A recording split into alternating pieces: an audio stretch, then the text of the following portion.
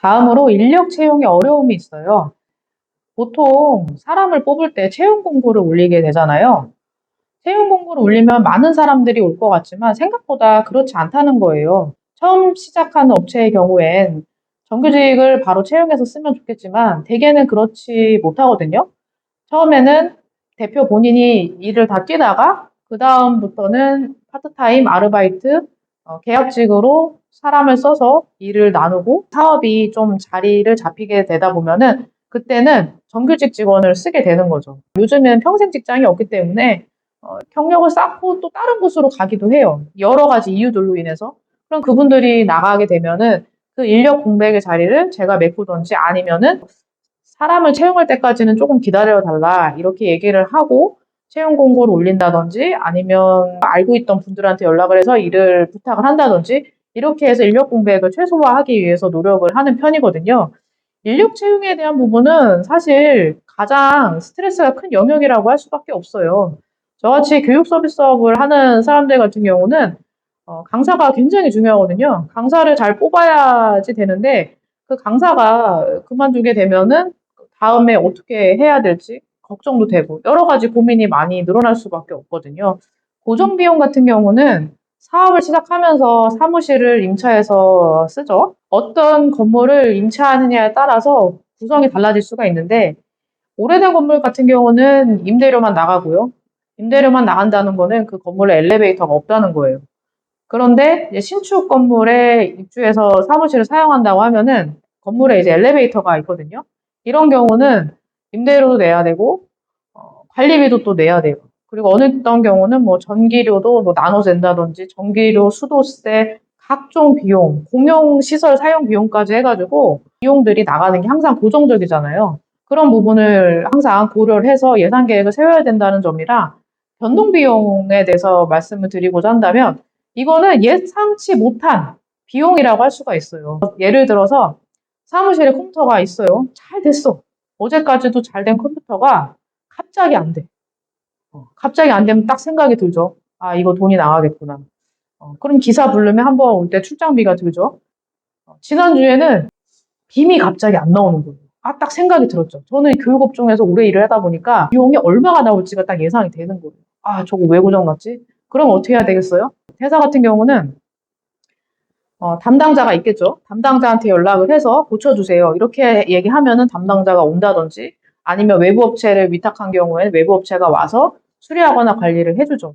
그런데 개인 업체는 어떨까요? 대표자 자금으로 돈이 나가야죠. 그러면 생각을 해보는 거예요. 어떻게 하면 싸게 최소화해서 비용을 지출할 수 있을까?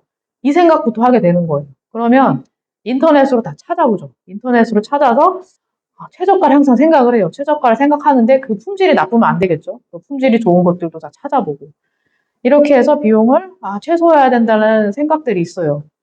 왜냐하면 이런 비용들이 계속 쌓이고 쌓이다 보면은 어마무시하게 커지게 되거든요. 그래서 고정 비용 관리랑 변동 비용 관리가 중요하고요. 고정 비용 중에 최근에 바꾼 게 있다면 CCTV가 있었어요. 기업용 CCTV를 사용을 했었는데 기업용 CCTV 사용 비용이 월 한 8만 원 정도 나왔어요.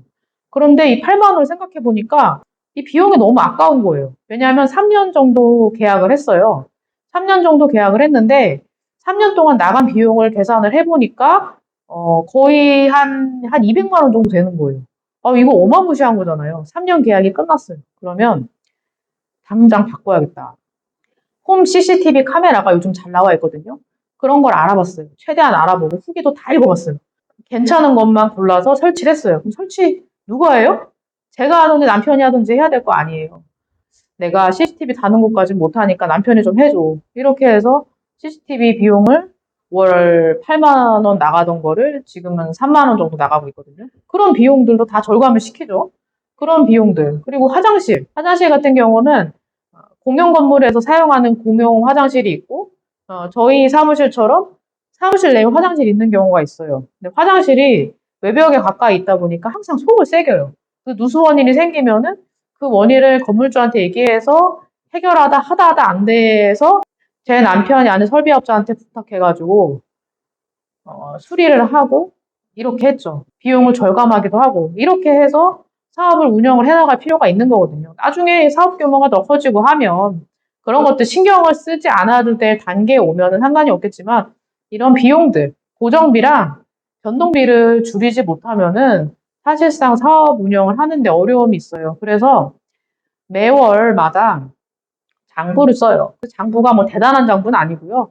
크게 나가는 항목들이 있잖아요. 그 항목들을 우선 정리를 해놓고 순수익이 내가 얼마 정도 남는지 혹은 뭐 부족한 달도 생길 수도 있어요. 그런 것들을 다 고려한다는 거. 마지막으로 세금인데요. 세금을 내다 보면은 정신이 없어요.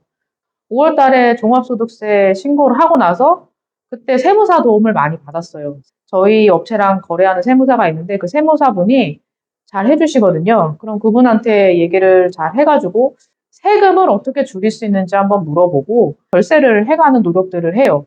그러면 저 같은 경우는 노란우산공제를 가입을 했거든요. 1년에 450만 원 정도 공제 혜택이 있어요. 이런 것들을 다 이용해야 돼요. 세금에 대한 공부를 하지 않으면은 내가 많이 벌었어요. 많이 번다고 그게 다 내 돈이 되는 게 아니라 처음에는 일정 매출 정도까지는 그래도 최대한 절세가 되는데 매출 규모가 커지면 커질수록 나중에는 법인 전환까지 고민을 해야 되는 상황이 생겨요.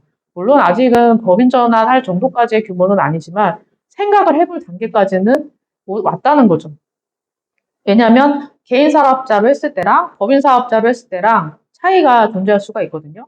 그런 것들을 고려할 때 충분히 해야 된다는 것을 기억을 하시면 좋을 것 같습니다.